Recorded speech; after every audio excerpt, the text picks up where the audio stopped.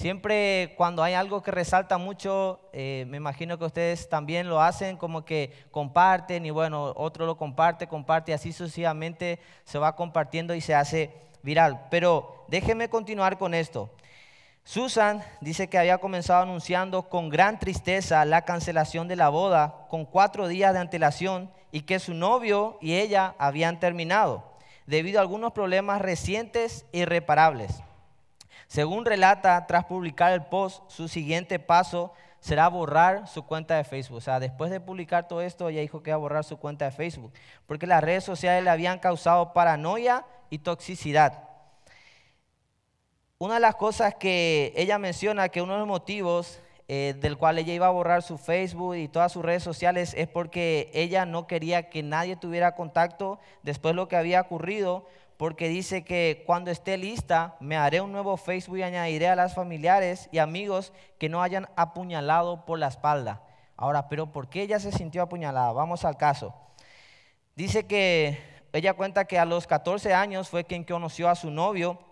A los 18 años su novio le había propuesto matrimonio y le planteó casarse con ella y le dio un anillo de $5,000. A los 20 tuvieron su primer hijo y se centraron en trabajar y ahorrar todo lo posible.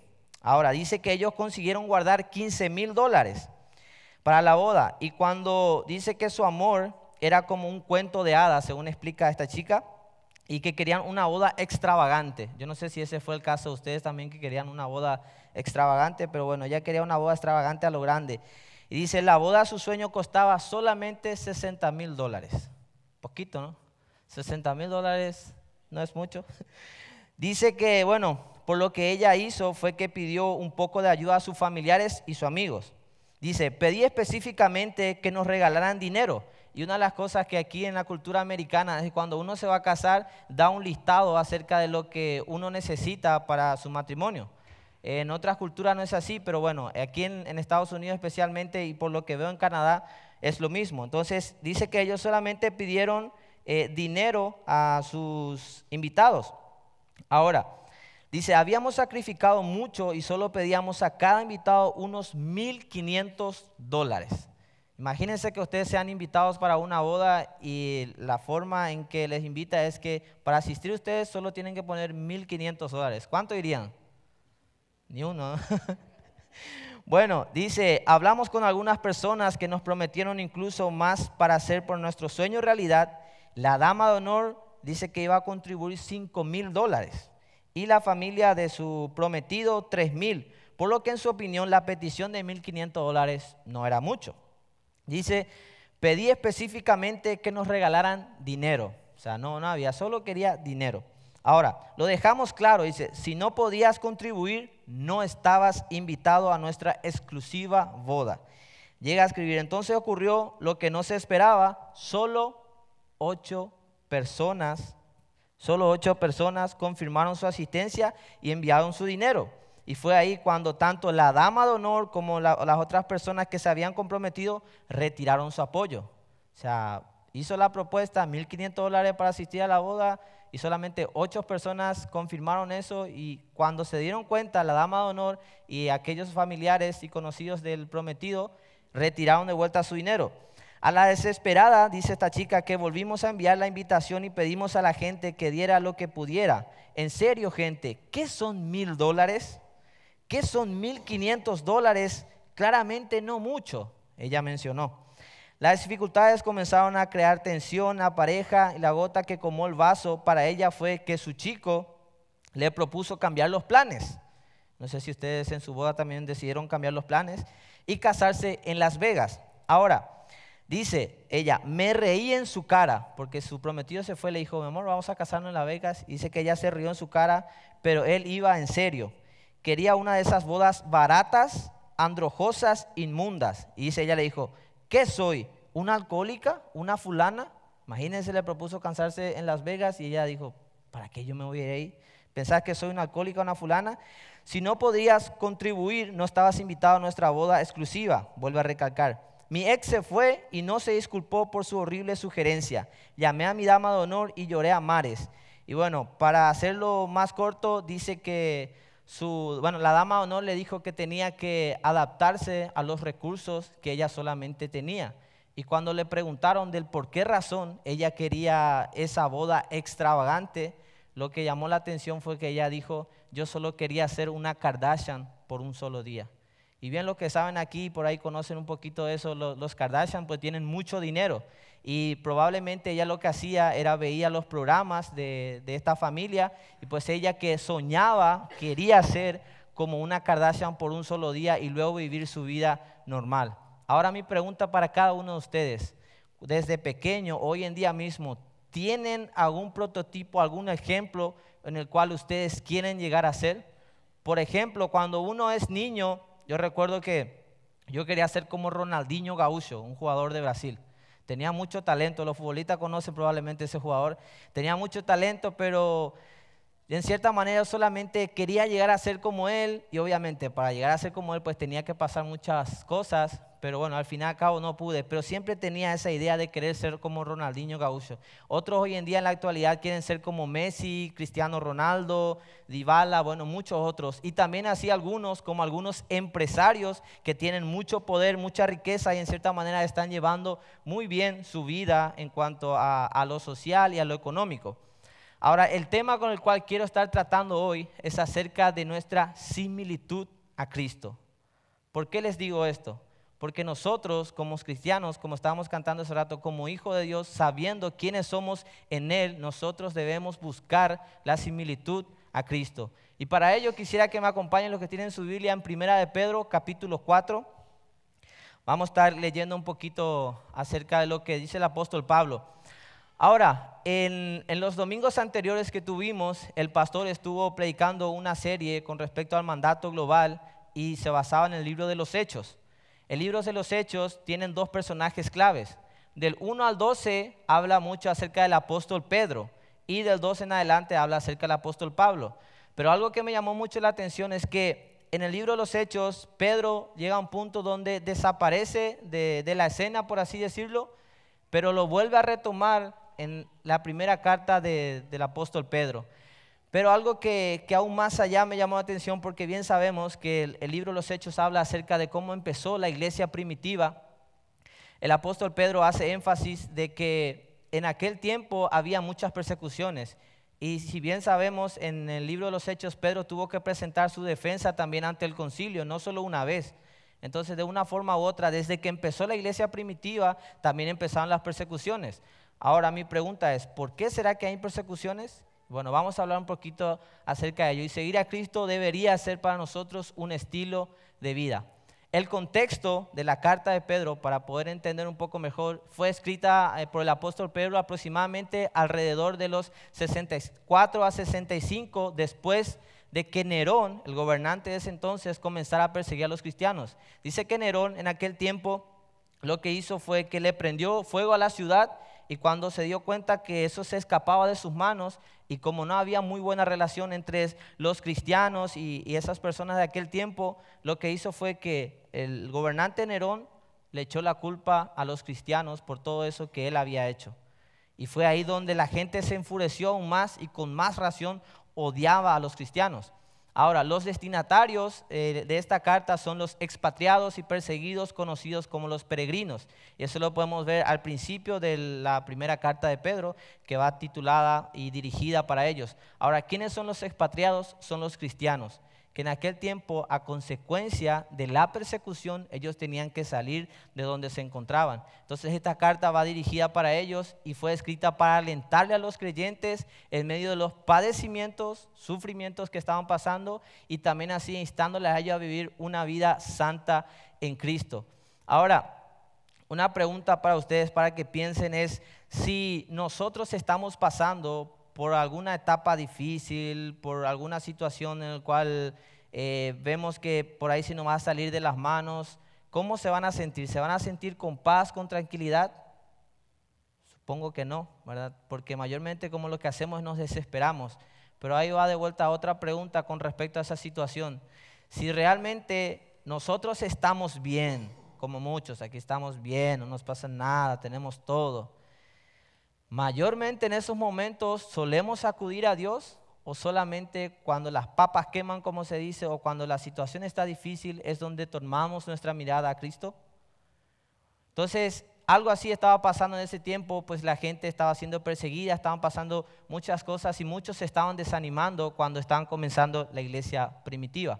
Ahora bien, vamos a hacer un pequeño resumen de lo que es el capítulo 1 al 3 para poder entender un poquito acerca del contexto.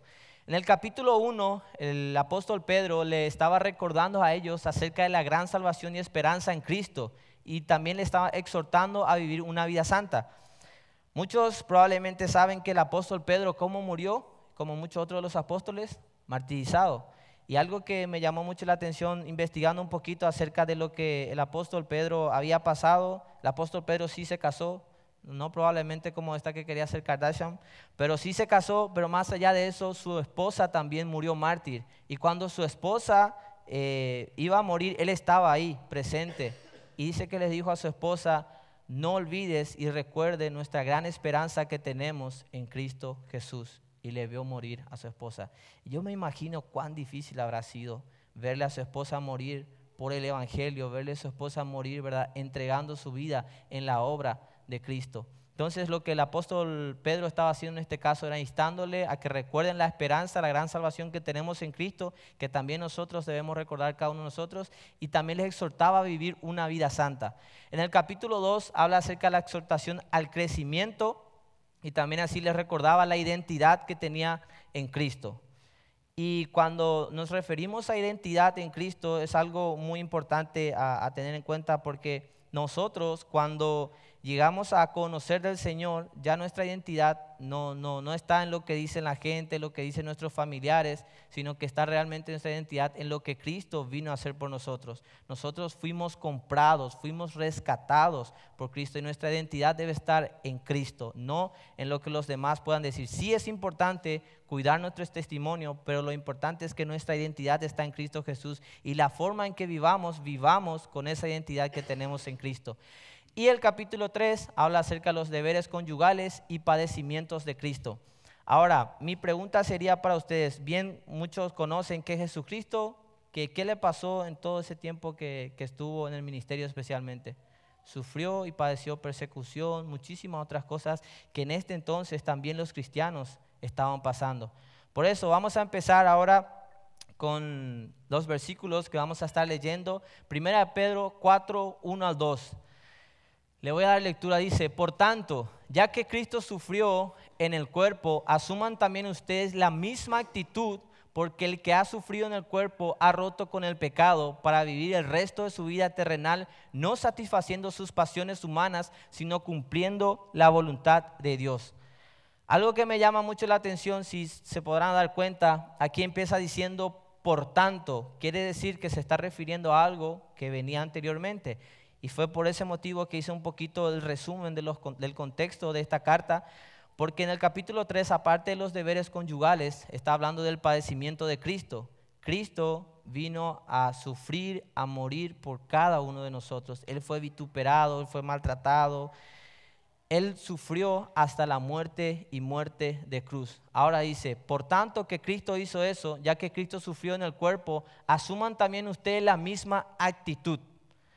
Y yo sé que si le pregunto a cada uno de ustedes que si es que realmente quieren sufrir también como Cristo sufrió, probablemente no nos vamos a sentir cómodos, porque vamos a querer sentirnos a gusto en nuestra comodidad, en nuestra manera de pensar. No vamos a querer salir de esa conformidad en la cual muchas veces vivimos. Pero aquí el apóstol Pedro lo que estaba haciendo, instándole a esos cristianos perseguidos, a esos cristianos que muchas veces ya estaban perdiendo todo, le estaba instando a que tengan la misma actitud, que Cristo, aunque sufrió, ¿verdad?, Él completó la obra. Y ellos, aunque estén sufriendo, también tendrían que completar la obra. Y la palabra de Dios habla acerca de eso, que la buena obra que empezó Cristo la irá perfeccionando hasta el fin. Ahora dice: porque Él ha sufrido en el cuerpo, ha roto con el pecado. Y cuando dice ha roto con el pecado, pues lo primero también que me vino a la mente es algo que se quebró. Y yo no sé si cuántos de ustedes, no sé si se van a los circos, pero muchas veces en los circos mismos hay muchos elefantes. Y algo que me llama mucho la atención, y lo venía hablando con el pastor en estos días, es que cuando ellos tienen los elefantes desde muy pequeños, ¿qué le ponen? Le ponen una cadena. Y pues desde pequeños estos elefantes intentan salirse, no pueden y luego se dan por vencido, como dice el Chavo del Ocho. Entonces, algo que pasa también cuando van creciendo, ya ellos ni siquiera intentan salir de esa cadena, no intentan ya quebrar eso, porque imagínense con la tonelada que tienen ya cuando es grande, tranquilamente ellos pueden salirse de eso, pero ellos ya están conscientes, ellos ya están cautivados, aunque por más de que lo intenten, no van a poder. Pero algo así estaba con nosotros antes de conocer a Cristo. Dice la palabra de Dios que nosotros estábamos muertos y éramos esclavos del pecado. Pero ¿qué pasa? Cristo vino, sufrió, murió por nosotros y Él ha roto con el pecado. Nosotros en Cristo Jesús somos libres. Y eso lo estábamos también cantando en la segunda alabanza acerca de que nosotros en Cristo tenemos libertad.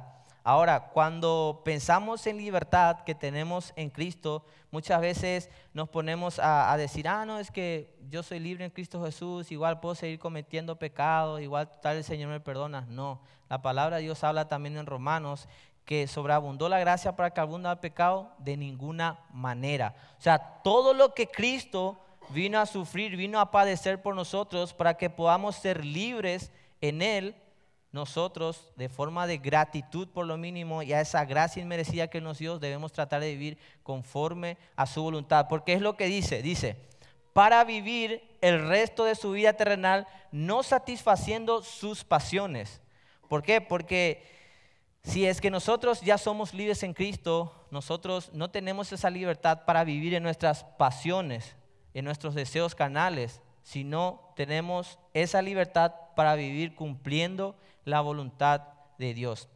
Y algo que me llama mucho la atención es que muchos cristianos, y me incluyo muchas veces antes, yo tenía ese concepto de que, bueno, en Cristo Jesús hay una frase o un cliché que dice, salvo siempre salvo, y bueno, yo puedo igual pecar y ya, y no importa, igual yo soy salvo.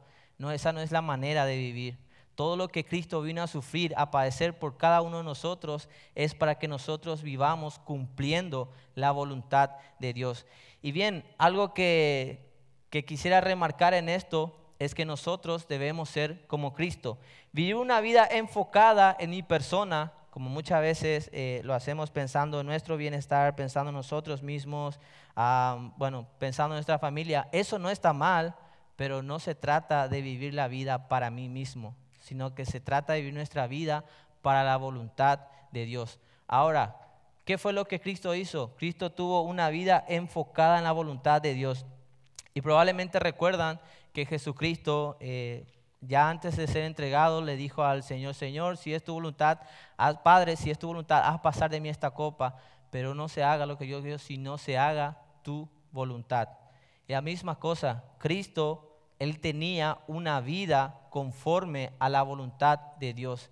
Y es lo que nosotros debemos de tener también en Cristo, porque recordemos que nuestra identidad está en Cristo. Y Cristo vino a padecer, a sufrir por nosotros y como dice ahí, venció al pecado para que nosotros por medio de Él podamos vivir conforme a la voluntad de Dios por medio del Espíritu Santo. Ahora bien, teniendo en cuenta de vuelta que nuestra vida debe ser una vida conforme a la voluntad de Dios y no una vida enfocada en nuestra persona, como muchas veces nos pasa por naturaleza misma, nosotros tendemos a enfocarnos en nosotros mismos, a mi prestigio, a lo que yo pueda ganar, a lo que puedan decir de mí y todas esas cosas. En aquel tiempo, según el contexto, lo que estaba explicando el apóstol Pedro, ellos estaban viviendo una vida de persecución constante. Muchos no tenían casa, muchos no tenían qué comer. Era una vida muy difícil. Por la gracia de Dios, nosotros aquí no estamos pasando eso. Pero en lo que a mí el Señor me permitió también compartir un poco allá en Jordania, en Medio Oriente, cuando fui, he visto realmente que hay persecución. No de una forma intensa probablemente como la había en ese entonces, pero sí hay. Y si muchos conocen y saben las noticias, de hoy en día, China es un lugar donde los cristianos están siendo perseguidos constantemente. Cierran iglesias, prenden fuego a las iglesias, matan a los cristianos. Es un lugar donde están siendo realmente perseguidos. Pero esas personas que fueron ahí para servir fueron porque entendieron que su vida debe ser enfocada a vivir una vida conforme a la voluntad de Dios. Ahora bien, en 1 Pedro 4:7, si pueden lectura, ahí dice: mas el fin de todas las cosas que se acerca, sed pues prudentes y de espíritu sobrio para la oración.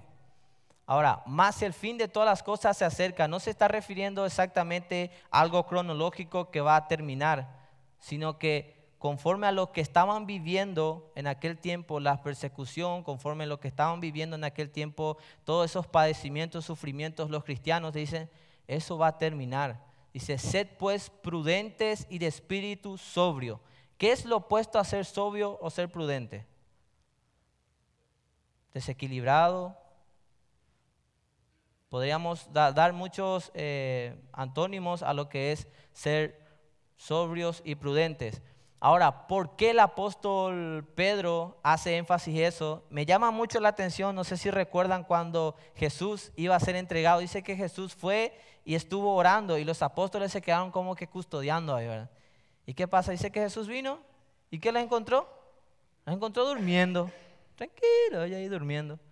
Y bueno, dice que en ese pasaje me llama mucho la atención de que Pedro también estaba ahí en ese entonces. Pedro se había quedado dormido cuando Jesús mismo estaba por ser entregado. Y Pedro era el fuerte, el que decía, ¿verdad? No, si es que alguien viene y fue el que le cortó la oreja y el que se ponía ante todo. Y Jesús mismo fue el que le dijo también a él, de cierto te digo que antes que cante el gallo me negarás 3 veces. Imagínense con ese carácter, esa personalidad de Pedro que decía, no, yo te voy a seguir hasta la muerte, esto.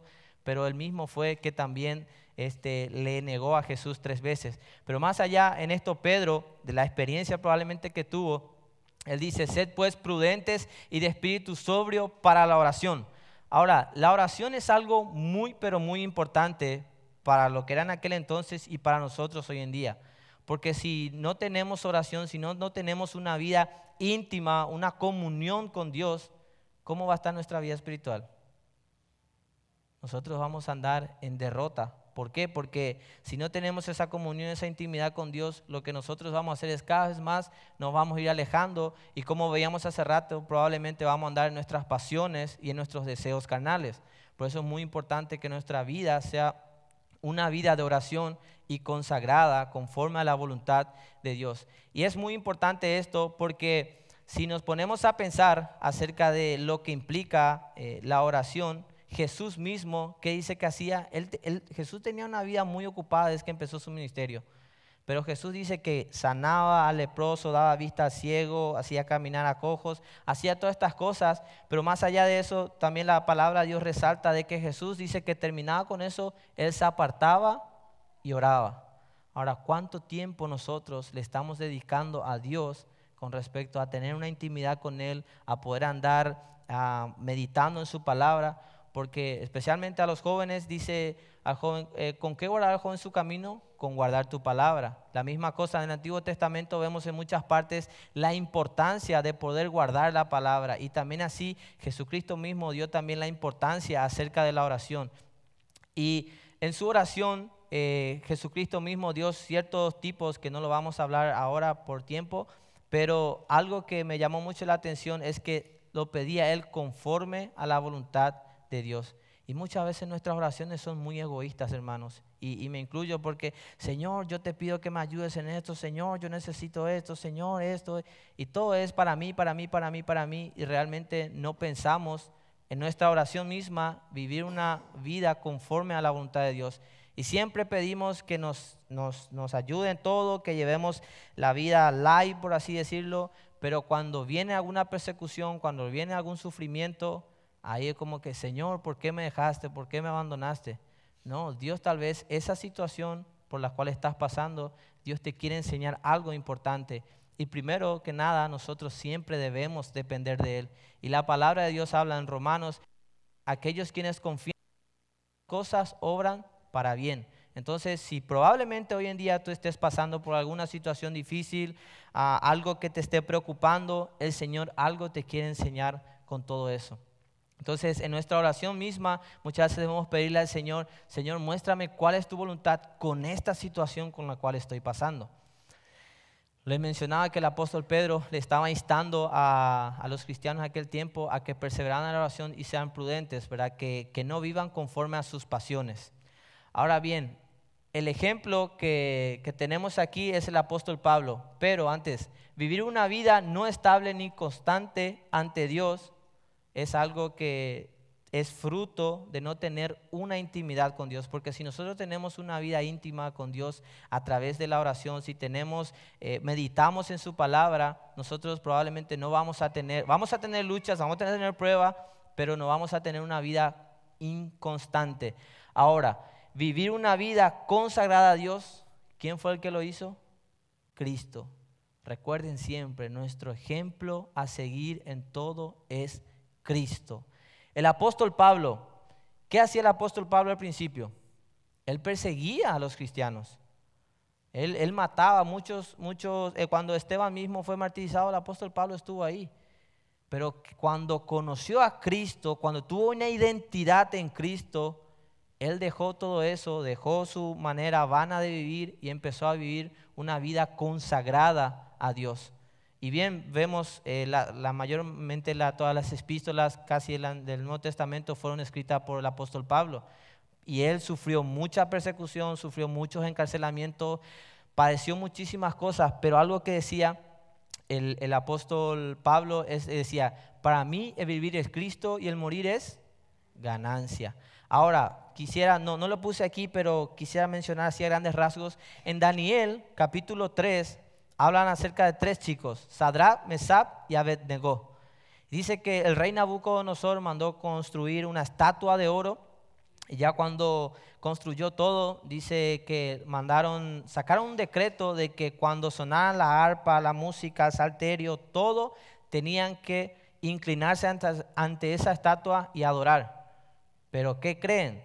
Cuando pasó eso fue como un complot porque sabían que estos chicos no lo iban a hacer. Cuando sonó la arpa, el salterio, todo, ellos no lo hicieron.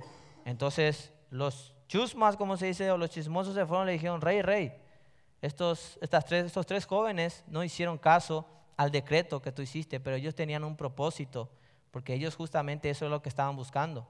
Ahora, algo que me llama la atención, dice que el rey no los mandó directamente al horno de fuego, dice que los mandó traer. Ahora, ¿por qué piensan que los mandó traer?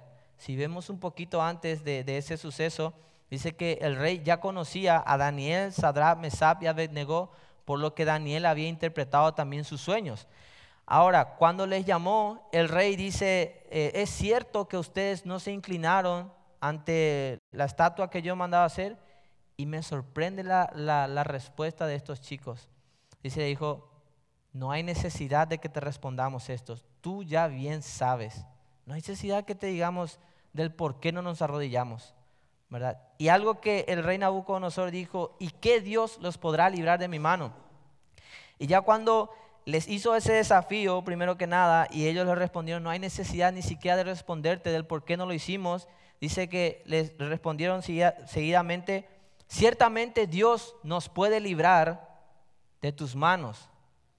Y aquí viene lo que más me impactó, dice, pero si aún no lo hace, créeme que no nos arrodillaremos ni adoraremos a tu Dios. Ellos estaban dispuestos hasta morir por la integridad y fidelidad a Dios. Porque le dijo, Dios nos puede librar. Porque él le hizo el desafío, ¿qué Dios los librará de mi mano? Le dijo, Dios nos puede librar. Pero aún así, si no lo hace, no vamos a inclinarnos a esto, porque eso, bueno, no dijo así, pero eso para ellos era serle infiel a Dios y no cuidar también su integridad. Ahora mi pregunta para cada uno de nosotros es, ante las circunstancias o dificultades que se nos presentan de hacer algo que no es conforme a la voluntad de Dios, ¿qué decisión tomamos? Porque estos chicos, así también como el apóstol Pablo, ellos estaban dispuestos hasta dar su vida. Y Jesucristo también, recuerden que es al que debemos seguir, y debemos ser similar a Él. Él dio su vida por nosotros. Entonces, esto es algo que también debemos tener muy en cuenta. Y lo siguiente que dice en 1 Pedro 4:8, dice, sobre todo, sed fervientes en vuestro amor los unos para con los otros, pues el amor cubre multitud de pecados. Ahora, si yo les pregunto a ustedes qué entienden por amor, probablemente cada quien va a tener una definición diferente. Algunos pues van a decir con respecto al sentimiento, otros van a tener otras opiniones. Pero realmente el amar es una decisión, no es una opción. Cuando el apóstol Pedro habla acerca de sobre todo sed fervientes en vuestro amor los unos para con los otros, está hablando acerca de que nosotros debemos de demostrar amor a nuestros prójimos. Jesucristo mismo dijo en la cruz, Padre, perdónalos porque no saben lo que hacen. El amor que Cristo nos dejó y nos mostró como ejemplo es la que debemos de vivir. Jesucristo dijo, un nuevo mandamiento os doy, que amen a Dios sobre todas las cosas y amen a sus prójimos como a ustedes mismos. Y me imagino que ustedes también, ustedes mismos se cuidan, se tratan con cariño, se bañan, se peinan, se maquillan, todo. Y de una forma u otra nosotros pensamos en nosotros mismos, pero no pensamos en nuestro prójimo. Debemos de tener muy en cuenta el demostrar amor, porque dice que el amor cubre multitud de pecados. Si alguien nos ofendió, si alguien nos faltó el respeto, nos hizo algo que nosotros debemos, por amor, perdonarlos y vivir una vida conforme. Ahora, el contraste que hago es vivir una vida egocéntrica pensando en nosotros mismos versus vivir una vida entregada en amor a los demás. Y quisiera hablar a grandes rasgos acerca de lo que Cristo hizo. Jesucristo fue vituperado mientras iba en la cruz del Calvario, pero pasó muchísimas cosas difíciles y aparte de eso en aquel entonces la cruz era una de las formas peores de morir. Y Jesús ahí estando en la cruz dijo, Padre, perdónalos porque no saben lo que hacen. Él por amor los perdonó. Y aún así, algo que siempre lo pienso es que les decían, si tú eres el Hijo de Dios, bájate de la cruz. ¿Y qué creen? Jesús pudo haber solamente una sola palabra decir y haber exterminado a todos. Pero no, Él por amor quedó clavado en aquella cruz para que nosotros, por medio de Él, pudiéramos tener también de ese regalo y esa gracia inmerecida. 1 Pedro 4:9 dice, sed hospitalarios los unos para con los otros sin murmuraciones. Ahora, en aquel tiempo, como les mencionaba, los cristianos pues habían perdido su casa, habían perdido muchas cosas, pero el hecho de lo que le instaba a ser hospitalarios era que aunque la iglesia y el cuerpo de Cristo estaba pasando por estas cosas difíciles, ¿verdad? Como cuerpo de Cristo lo que tenían que hacer era importándonos, si le conociera o no conociera, era que realmente pues le dieran lugar para que ellos pudieran seguir proclamando la verdad. Dice sin murmuraciones. Y algo que me llamó mucho la atención es que, ¿por qué dice sin murmuraciones? Porque muchos lo hacen, pero lo hacen y luego apenas se dan, no, sabes que este hermano era así, un montón de cosas. Y ser hospitalario no solamente se refiere a recibirlos en tu casa, puede ser un hermano que no tenga un coche para venir, se le atrofió, se le descompuso, por ejemplo, brindarles el servicio para que pueda venir a la iglesia. Hay muchísimas formas de que nosotros podamos ser hospitalarios. Ahora, la similitud a Cristo es vivir una vida desinteresada y aislada. Esa no es la manera en que nosotros debemos de vivir. Debemos vivir preocupados e interesados por los hermanos. ¿Y cómo fue que Cristo vivió? Vivió una vida comprometida en la obra. Y ahí no sé si han escuchado del misionero William Carey, que es muy conocido, es conocido como el padre de las misiones modernas. William Carey dice que fue con su familia a la India y no la pasó para nada fácil. Es más, con el pasar del tiempo, su esposa empezó a tener problemas mentales, se quedó loca hasta que falleció. Y bien sabemos que en India hay muchísimas enfermedades y él tuvo que pasar pero ver muchísimas cosas, pero a pesar de todo ello, él se mantuvo firme porque él sabía que él estaba enfocado en lo que estaba haciendo, que era para la obra de Dios. Y es un conocido misionero, un bautista, es un inglés. Entonces, William Carey también, él dio y entregó su vida por la obra de Dios. Ahora, en el versículo 10 dice, según cada uno ha recibido un don especial, cada uno de nosotros recibimos un don especial. Dice, úselo sirviendo los unos a los otros como buenos administradores de la multiforme gracia de Dios. Hermanos, cada uno de nosotros, como les mencioné, recibimos un don especial, y cada cosa que tenemos, ya sea nuestra casa, propiedades, carro, todo lo que tenemos es por la gracia de Dios. Nosotros debemos recordar que nuestra vida no está enfocada aquí en la tierra, sino lo que viene después de esta. Amén. Entonces, algo que tenemos que tener muy en cuenta es que nosotros, todo lo que tenemos es por la gracia de Dios, y debemos de darlo al Señor para el servicio de la obra. Y es algo que nos cuesta, porque muchas veces queremos ser ahí con nuestras cosas y no queremos soltar nada. Es algo muy importante.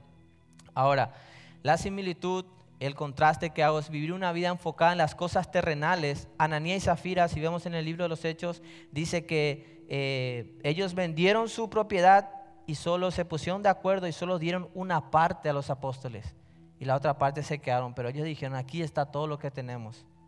¿Por qué? Porque ellos estaban buscando solamente gloria. Realmente no era necesidad de que ellos vendieran y dieran al servicio de los apóstoles, pero ellos estaban buscando la gloria para ellos mismos. Y obviamente a Dios no se le puede engañar. Y fue ahí donde el mismo apóstol Pedro los confrontó. En cambio, Bernabé, él dice que dio todo. Es más, él fue una de las personas muy importantes en el Antiguo Testamento, especialmente con Pablo, porque él lo dio todo y se dedicó a la obra del Señor.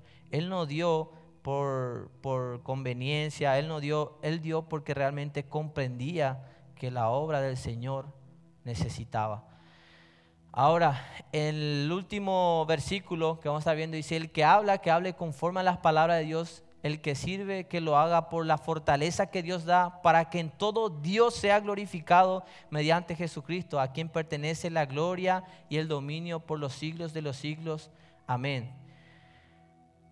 El que hable conforme a las palabras de Dios. Sabemos que hoy en día muchos dicen hablar conforme a las palabras de Dios, pero nada que ver. Hablan realmente, Dios te quiere bendecir, como dice siempre el pastor, ese es el evangelio de la prosperidad. Pero si uno va a hablar realmente la palabra de Dios siempre nos confronta. La palabra de Dios también siempre nos muestra nuestro pecado. Ahora dice, y el que sirve, que lo haga por la fortaleza que Dios da. La forma que nosotros servimos tampoco no se trata de nosotros. Se trata de lo que Dios puso en nosotros, la forma en que lo vamos a hacer. Ahora, el objetivo y el fin es para que en todo Dios sea glorificado mediante Jesucristo. Todo esto que nosotros venimos viendo debe ser mediante Jesucristo, y debemos buscar, como siempre, dar la gloria y honra a Dios. Como dice, a quien pertenece la gloria y el dominio por los siglos de los siglos. Amén. Vivir una vida en mis deseos, en mis placeres, no debería ser el objetivo de nosotros como cristianos, como hijos de Dios. Debería ser una vida enfocada en glorificar y honrar a Dios en Cristo. Hermanos, es fácil que nosotros nos desviemos, nos enfoquemos en nosotros mismos y hasta le quisiéramos quitar la gloria y honra a Dios con la manera en que vivimos, cuando nos va bien en nuestro negocio, lo que fuera. Siempre debemos de tener en cuenta que nuestra manera de vivir aquí en la tierra debe ser para glorificar a Dios en todo. Ahora bien, algo que me llamó mucho la atención y lo resumí en esto: necesitamos vivir una vida en similitud a Cristo, porque Cristo es nuestro ejemplo a seguir. Pablo mismo dijo, sed imitadores de mí como yo soy de Cristo. Cristo debe ser nuestro centro, nuestro enfoque en nuestra manera de vivir, glorificando a Dios en todo y con todo nuestro ser, haciendo la voluntad de Dios, y esa debe ser nuestra manera de vivir. Ahora, hermanos, yo no sé si cada quien de nosotros estamos realmente viviendo una vida enfocada en la voluntad de Dios, una vida consagrada a Dios, una vida entregada en amor a los demás, una vida comprometida en la obra. Si estamos siendo buenos mayordomos de las cosas que el Señor nos da, o también así si estamos realmente buscando la gloria y honra de Dios. Yo quisiera dejarlo eso para que ustedes piensen de cómo estamos viviendo nuestra vida. Si estamos viviendo una vida fuera de la voluntad de Dios, nuestra vida se está haciendo desperdiciada. Debemos vivir nuestra vida conforme a lo que Dios nos ha llamado a hacer, darle la gloria y honra a Él. Pónganse de pie, vamos a orar para terminar.